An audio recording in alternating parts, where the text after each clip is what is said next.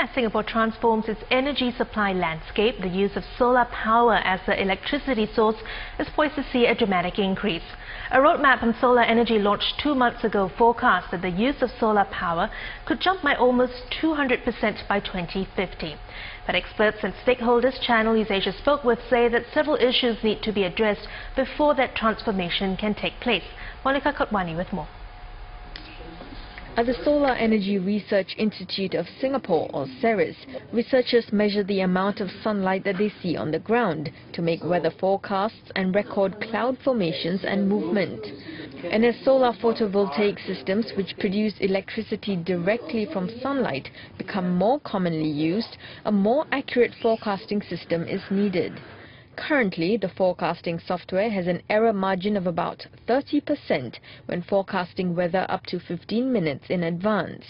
In the future, when you have hundreds of megawatts of PV systems deployed, the weather will start to play a role, meaning if it's a sunny day, you would need less amount of conventional power sources. On the other hand, if it's a rainy day, you would need to ramp up these conventional resources. The power grid of the future would also need to perform several functions. When you're not at home and your solar panels in the home are producing electricity, it either gets stored and is controlled in a smart manner, or it is pumped back into the grid, and the amount you pump back is recorded by a smart meter.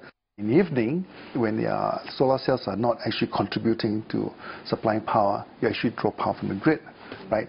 So the simple meter being able to measure two-way flow of power is already a level of smartness. At the moment, only 0.1% of energy is supplied by solar power, and some energy-intensive industrial facilities say they're keen to explore installing solar panels on a larger scale. But they cite two issues. The first is when solar panels do not produce enough energy and companies have to look to the power grids to ramp up supply. But if this means going beyond a specified amount, companies have to pay a hefty sum. Second, solar panels are costly to set up. It takes years before companies can reap the benefits of their investments. Selling excess energy back to the power grid would allow them to recover some of their financial investments, but they face challenges in doing so.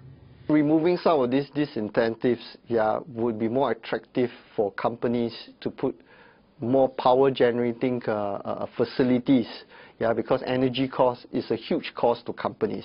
So anything that will generate electricity without being too cumbersome will be a competitive advantage to companies. In response, the Energy Market Authority says it's working with Singapore Power to further simplify processes.